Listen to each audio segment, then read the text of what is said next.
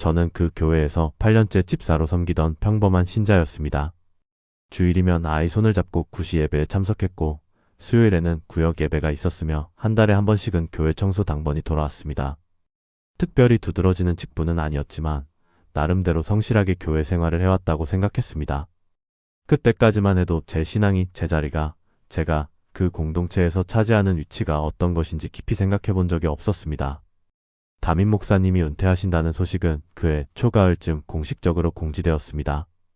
사실 그 전부터 소문은 있었습니다. 목사님 연세가 70을 넘기셨고 건강도 예전 같지 않으셨기 때문입니다. 하지만 막상 공지가 나오자 교회 분위기가 묘하게 달라지기 시작했습니다. 주일 광고 시간에 은퇴 일정과 함께 전별금에 대한 안내가 나왔을 때 저는 별로 대수롭지 않게 생각했습니다. 당연한 절차라고 여겼습니다. 가정당 최소 금액이라는 문구가 단톡방 공지에 올라왔을 때도 처음에는 그냥 참고 사양 정도로만 받아들였습니다. 하지만 그달 말 통장을 확인하면서 저는 계산기를 두드리기 시작했습니다. 그달은 유난히 지출이 많았습니다. 아이 학원비가 밀려 있었고 병원비도 예상치 못하게 나갔습니다. 차량 보험료 갱신 시기도 겹쳤습니다. 제시된 최소 금액을 보면서 처음으로 최소라는 단어가 이렇게 무거울 수 있다는 것을 알았습니다. 저는 스스로에게 말했습니다. 다음 달에 드리면 되지 않을까? 나중에 개인적으로 목사님께 인사드릴 때 따로 드리면 되지 않을까? 합리적인 이유들을 찾았습니다. 하지만 마음 한구석은 계속 불편했습니다. 단톡방에는 매일같이 누군가의 이름과 함께 전별금 전달 완료 메시지가 올라왔습니다. 처음에는 몇 명이었던 것이 점점 늘어났고 어느새 대부분의 가정이 이름을 올렸습니다. 그 명단에 제 이름이 없다는 것을 누구보다 제가 잘 알고 있었습니다. 그때는 몰랐지만 지금 돌아보면 그 순간부터 이미 작은 균열이 시작되고 있었던 것 같습니다. 교회 안에서 눈에 보이지 않는 선이 그어지고 있었습니다. 전별금을 낸 사람과 내지 않은 사람. 그 선은 처음에는 희미했지만 시간이 지날수록 점점 더 선명해졌습니다. 마지막 주일 전날 저녁 구역장님에게서 전화가 걸려왔습니다. 평소에도 가끔 연락을 주고받던 사이였기에 자연스럽게 전화를 받았습니다. 안부 인사가 오가고 짧은 침묵이 흐른 뒤 구역장님이 조심스럽게 말을 꺼냈습니다. 집사님 혹시 깜빡하신 건가요? 그 말투는 확인처럼 들렸지만 사실상 통보에 가까웠습니다. 저는 잠깐 머뭇거리다가 사정이 조금 있어서요 라고 대답했습니다. 또 침묵이 흘렀습니다. 그리고 구역장님이 말했습니다. 다른 분들은 다 아셨어요. 그 한마디가 무겁게 가슴에 내려앉았습니다. 변명을 하고 싶었지만 입이 떨어지지 않았습니다. 형편이 어렵다는 말을 꺼내는 것 자체가 왠지 부끄러웠습니다. 전화를 끊고 나서 한동안 멍하니 앉아 있었던 기억이 납니다. 그날 이후 제 이름은 단체 메시지에서 빠지기 시작했습니다. 처음에는 우연인가 싶었습니다. 하지만 마지막 주일을 앞두고 교회 주차 안내, 예배 후 다가 준비, 기념사진 촬영 일정 등 여러 공지가 올라왔을 때 제 이름은 한 번도 태그되지 않았습니다. 제가 속한 구역 단톡방의 분위기도 미묘하게 달라졌습니다. 예전에는 제가 무언가 말하면 반응이 있었는데 어느 순간부터 읽은 표시만 남고 답장이 없었습니다. 당시에는 제가 예민한 건가 싶었습니다. 하지만 지금 돌아보면 그것은 예민함이 아니라 실제로 일어나고 있던 일이었습니다. 조용히 그러나 분명하게 저는 어떤 원 밖으로 밀려나고 있었습니다. 마지막 주일 아침 평소보다 일찍 교회에 도착했습니다. 아이 손을 잡고 현관문을 열었을 때 로비에 가득한 꽃과 현수막이 보였습니다. 수고하셨습니다. 목사님이라는 문구가 크게 걸려 있었고 목사님의 젊은 시절 사진들이 전시되어 있었습니다. 많은 사람들이 벌써 와 있었고 대부분 손에 흰 봉투를 들고 있었습니다. 저는 빈손이었습니다. 예배당 안으로 들어갈 때 느낌이 달랐습니다. 평소 같으면 아는 분들이 인사를 건네고 아이를 반갑게 맞아주곤 했는데 그날은 그냥 스쳐 지나가는 사람들이 많았습니다. 앞쪽 좌석은 이미 다 채워져 있었습니다. 평소에는 집사석에 자리가 있었는데 그날따라 빈자리가 보이지 않았습니다. 안내위원이 제 얼굴을 잠깐 보더니 뒤쪽에 앉으시면 됩니다 라고 말했습니다. 뒤편 구석자리에 앉아서 예배를 드렸습니다. 아이가 조용히 물었습니다. 아빠, 우리 왜 여기 앉아? 대답할 말이 없었습니다. 그저 오늘은 사람이 많아서라고만 했습니다. 찬양 시간 내내 저는 앞쪽에 앉아있는 사람들의 뒷모습을 바라봤습니다. 평소 같이 봉사하던 집사님들, 구역 식구들, 늘 친하게 지내던 분들이 모두 앞쪽에 앉아 있었습니다. 목사님의 마지막 설교는 사랑과 감사에 대한 말씀이었습니다. 좋은 말씀이었습니다. 하지만 제 귀에는 한 문장만 계속 맴돌았습니다. 여러분 덕분에 부족함 없이 사역할 수 있었습니다. 그 말이 무슨 뜻인지 알고 있었습니다. 물질적으로도 마음으로도 많은 분들이 목사님을 섬겼다는 뜻이었습니다. 그리고 저는 그 여러분 안에 포함되지 않는다는 것을 알았습니다. 예배가 끝나고 사람들이 줄을 서기 시작했습니다. 목사님께 마지막 인사를 드리기 위해서였습니다. 저도 줄 끝에 섰습니다. 아이는 제 손을 잡고 조용히 서 있었습니다. 앞쪽 사람들이 하나씩 목사님께 인사를 드리고 악수를 나누고 사진을 찍었습니다. 봉투를 전달하는 모습도 보였습니다. 줄은 천천히 움직였고 저도 조금씩 앞으로 나아갔습니다. 하지만 제 차례가 오기 직전 안내위원이 나타나 말했습니다. 이제 가족분들만 인사 나누시겠습니다. 줄이 끊어졌습니다. 저와 제 뒤에 서 있던 몇 분은 그대로 멈춰 섰습니다. 누군가는 네라고 작게 대답하고 자리를 떠났습니다. 저도 아이 손을 잡고 뒤돌아섰습니다. 그 가족분들이라는 단어가 무엇을 의미하는지 알았습니다. 전별금을 낸 사람들, 목사님과 가까이 지낸 사람들, 교회에서 중요하게 여겨지는 사람들을 뜻하는 것이었습니다. 그날 저는 목사님과 눈을 마주치지 못한 채 교회를 나왔습니다. 주차장으로 걸어가는 길에 아이가 또 물었습니다. 아빠, 목사님한테 인사 안 해? 저는 다음에 하자라고만 말했습니다. 하지만 그 다음은 오지 않았습니다. 집에 돌아와서도 마음이 무거웠습니다. 화가 난다기보다는 허탈했습니다. 8년이라는 시간이 무색했습니다. 그동안 제가 섬겼던 것들, 함께했던 시간들, 나눴던 교제들이 한순간에 의미를 잃어버린 것 같았습니다. 그 모든 것이 결국 전별금 한 봉투의 무게보다 가벼웠던 것인가 하는 생각이 들었습니다. 그 이후로 교회에 나가는 것이 조금씩 버거워지기 시작했습니다. 얼굴을 마주치는 것이 불편했습니다. 단톡방 알림이 울릴 때마다 긴장했습니다. 예배는 여전히 드렸지만 예전처럼 마음이 편하지 않았습니다. 기도할 때도 집중이 되지 않았습니다. 하나님께 기도하는 건지 사람들 눈치를 보는 건지 구분이 되지 않았습니다. 이상했던 것은 아무도 제 사정을 묻지 않았다는 점입니다. 왜 전별금을 못 냈는지, 무슨 일이 있었는지, 혹시 도움이 필요한 건 아닌지 그 어떤 질문도 없었습니다. 구역장님도, 함께 봉사하던 집사님들도, 그렇게 친하다고 생각했던 교우들도 아무도 묻지 않았습니다. 그저 조용한 거리감만 생겼습니다. 그 침묵이 전별금보다 더 아팠습니다. 당시에는 깨닫지 못했지만 지금 돌아보면 그때 제가 경험한 것은 단순히 전별금 문제가 아니었습니다. 그것은 교회 공동체 안에서 사람이 어떻게 평가되고 분류되는지를 보여주는 하나의 사건이었습니다. 물질로 신앙을 재는 것이 얼마나 위험한 일인지, 그리고 그것이 얼마나 자연스럽게 일어나는지를 보여주는 경험이었습니다. 몇 주가 지났습니다. 새로운 담임 목사님이 부임하셨고 교회는 다시 일상으로 돌아가는 것처럼 보였습니다. 하지만 제게는 무언가 달라져 있었습니다. 예배를 드릴 때도, 찬양을 부를 때도, 기도할 때도 예전처럼 순수한 마음이 들지 않았습니다. 늘 어딘가 신경 쓰이는 부분이 있었습니다. 그러던 어느 날 우연히 들은 이야기가 있었습니다. 교회 앞 카페에서 몇몇 권사님들이 이야기하시는 소리가 들렸습니다. 저를 보고 하는 말은 아니었지만 내용이 귀에 들어왔습니다. 전 목사님 전별금 명단에 대한 이야기였습니다. 누가 얼마를 냈고 누가 빠졌는지 그 명단이 아직도 교회 어딘가에 보관되어 있다는 이야기였습니다. 그날 저는 충격을 받았습니다. 전별금 명단이 기록으로 남아있다는 사실도 놀라웠지만 더 충격적인 것은 그것이 사람들 사이에서 공공연하게 회자되고 있다는 점이었습니다.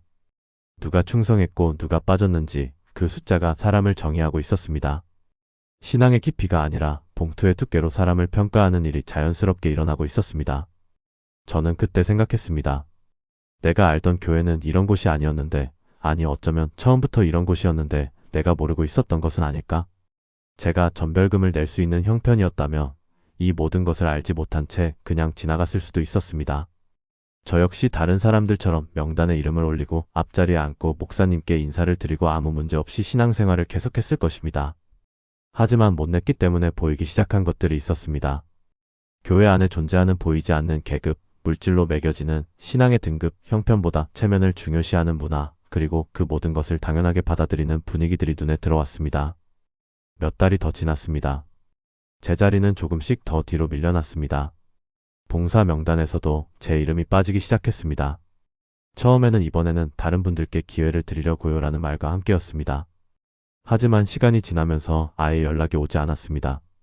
구역 모임 날짜가 바뀌어도 제게는 통보가 늦게 왔고 때로는 아예 빠지기도 했습니다. 이런 일들이 반복되면서 저는 점점 교회에서 투명인간이 되어가는 느낌을 받았습니다. 존재하지만 존재하지 않는 사람, 숫자에는 포함되지만 관계에서는 배제되는 사람이 되어갔습니다. 그 고립감은 견디기 힘들었습니다. 가장 힘들었던 순간은 아이가 물었을 때였습니다. 아빠, 우리 교회 안 가? 아이는 주일학교 친구들을 좋아했고 찬양 시간을 즐거워했습니다. 하지만 어느 순간부터 아이도 변화를 감지했던 것 같습니다. 친구들이 예전처럼 놀아주지 않는다거나 선생님이 덜 챙겨주신다거나 하는 작은 변화들을 아이 나름대로 느꼈을 것입니다. 저는 아이에게 뭐라고 설명해야 할지 몰랐습니다.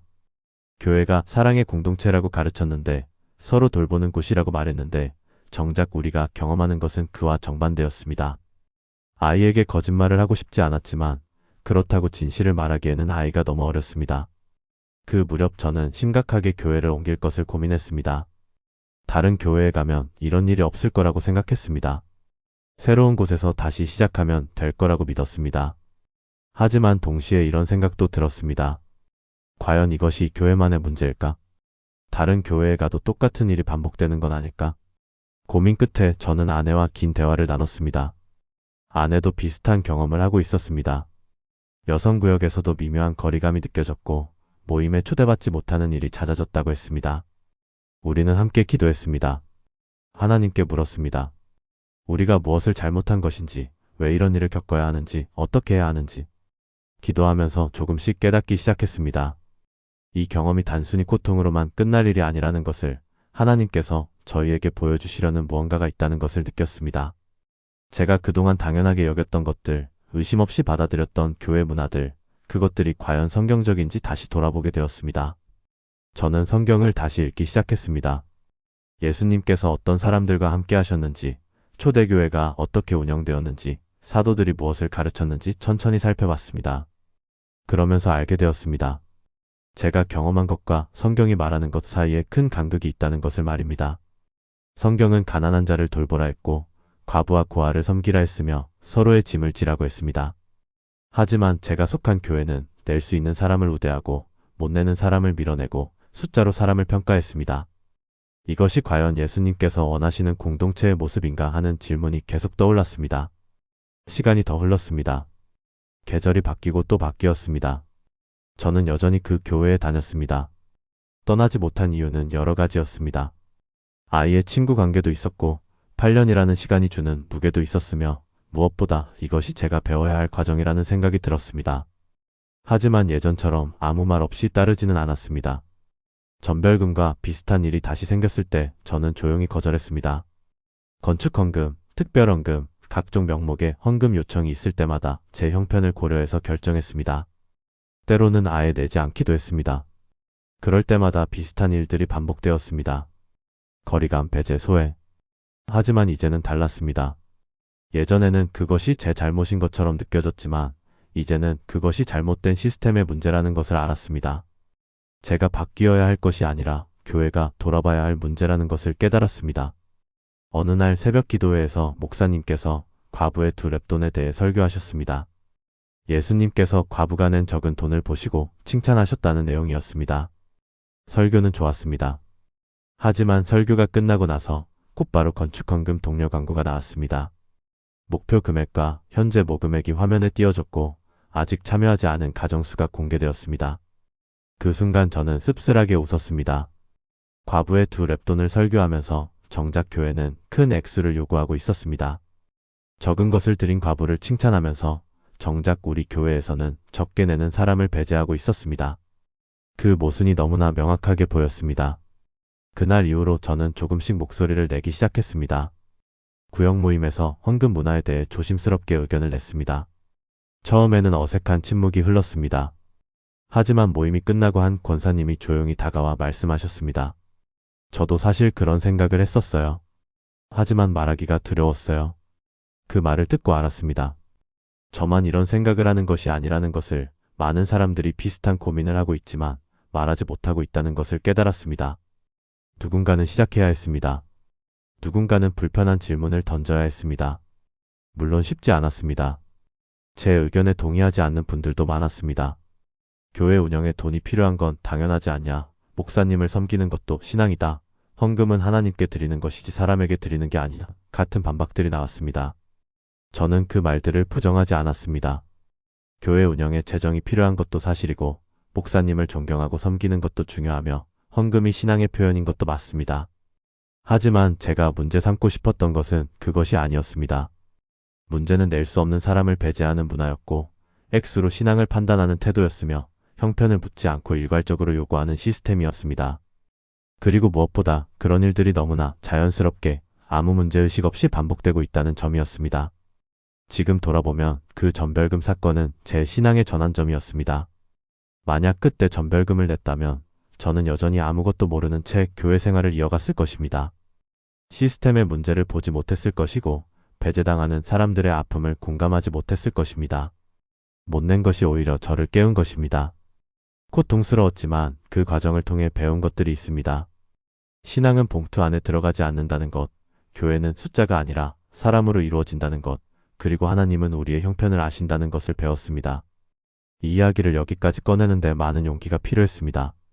교회의 상처를 드러내는 일이 누군가에게는 불편할 수도 있고 또 누군가에게는 같은 아픔을 떠올리게 할 수도 있다는 것을 알고 있습니다. 그럼에도 이야기를 남기는 이유는 분명합니다. 혼자가 아니라는 것을 알리고 싶었습니다. 저와 비슷한 경험을 하신 분들께 여러분의 신앙이 부족한 것이 아니라는 것을, 여러분이 잘못한 것이 아니라는 것을 말하고 싶었습니다. 그리고 교회에 묻고 싶었습니다. 우리는 언제부터 형편보다 체면을 먼저 보게 되었는지, 사랑보다 숫자를 우선하게 되었는지 돌아보자고 말하고 싶었습니다. 저는 아직 교회를 떠나지 않았습니다. 여전히 그 교회에 다니고 있습니다. 하지만 이전처럼 아무 말 없이 따르지는 않습니다. 질문하고 의견을 내고 때로는 거절도 합니다. 그것이 제가 그 공동체 안에서 할 수 있는 역할이라고 생각하기 때문입니다. 변화는 느립니다. 당장 눈에 보이는 것은 없습니다. 하지만 조금씩 달라지고 있다고 믿습니다. 제가 목소리를 낸 이후 비슷한 고민을 하는 분들이 조금씩 말을 꺼내기 시작했습니다. 젊은 부부 한 쌍은 건축 헌금을 거절했고 한 집사님은 헌금 공개에 대해 문제를 제기했습니다. 작은 변화들입니다. 하지만 그 작은 변화들이 모여서 언젠가는 교회 문화를 바꿀 수 있다고 믿습니다. 신앙이 물질로 측정되지 않는 교회, 형편을 배려하는 교회, 배제가 아니라 포용이 있는 교회를 만들어갈 수 있다고 희망합니다. 이 영상을 보고 계신 여러분께도 묻고 싶습니다. 혹시 비슷한 경험이 있으신가요? 전별금이든 건축헌금이든 어떤 명목이든 헌금 때문에 마음이 무거웠던 적이 있으신가요? 낼 수 없어서 배제당한 경험이 있으신가요? 혹은 반대로 교회에서 헌금을 많이 내는 분들이 우대받는 모습을 보신 적이 있으신가요? 액수에 따라 대우가 달라지는 것을 목격하신 적이 있으신가요? 여러분의 이야기를 듣고 싶습니다. 댓글로 조심스럽게 나눠주셔도 좋습니다. 어떤 이야기든 귀 기울이겠습니다. 누군가의 고백이 또 다른 누군가에게는 큰 위로가 될 수 있다고 저는 믿습니다.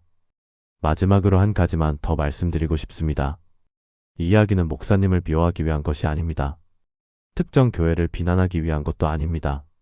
저는 여전히 그 목사님을 존경하고 그 교회를 사랑합니다. 다만 우리가 당연하게 여겨온 것들을 다시 돌아보자는 것입니다. 성경이 말하는 교회와 우리가 만들어온 교회 사이에 간극이 있다면 그것을 인정하고 메워가자는 것입니다. 신앙은 봉투 안에 들어가지 않습니다. 하나님과의 관계는 숫자로 표현되지 않습니다. 그것을 기억하며 살아가고 싶습니다. 그리고 그것을 함께 나누고 싶습니다. 오늘도 교회 안에서 혹은 교회 밖에서 힘들어하시는 모든 분들께 위로가 되기를 바랍니다. 여러분의 신앙은 충분히 소중하고 여러분의 형편은 하나님께서 아십니다. 부족함 없이 채우시고 인도하실 것을 믿습니다. 긴 이야기 들어주셔서 감사합니다.